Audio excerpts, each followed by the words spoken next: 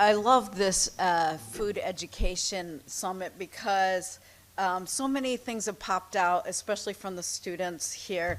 One of the things that I want to highlight, though, is that we have a whole generation, two generations, really under big ag influence, where all the food systems have been consolidated into five big corporations, global corporations that control the supply, push the crops, and determine which are subsidized by taxpayers, set the price, and dominate the markets. So we are talking about, yes, social media and getting information, but that is under this tremendous weight of big ag dominance, of what's pushed.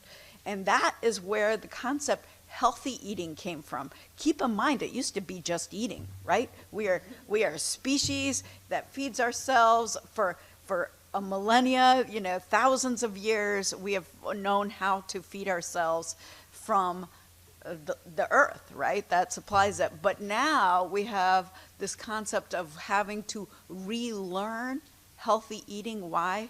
Because the system is rigged to profit. The system is rigged to profit, and now we have to push against that undercurrent. And I love, Delilah, you talked about empowering people over systems. Keep in mind, because the system has taught us as individuals we're failures if we're unhealthy. We're individual failures when that is a system designed to profit, to push cheap and now unhealthy foods, processed foods, big sugar into convenience and cheap food, and that's by design. And so it's really short-circuited local produce, local suppliers, locally grown.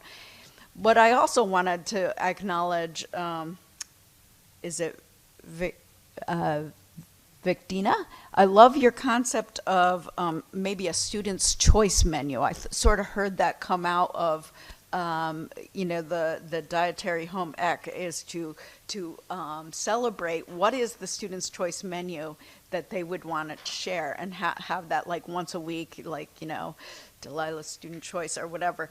But adolescence is a great time to kind of to mobilize, because I find a lot of students really want ethically sourced food, a food that isn't subject to cruelty if it's animals, isn't subject to slave labor or exploitation labor of farm laborers. And so if we can really figure out a way to incorporate people's desire to find ethically sourced foods that are supporting our local farm and the local supply chain, how can we implement that, again, as an antidote to big ag that has dominated our markets and our food supply chain? So deliberately denying access.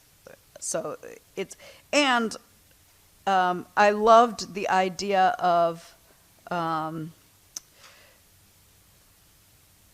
figuring out, as policymakers, how can we collaborate with the lived experience to create better policy, because these food systems aren't an accident.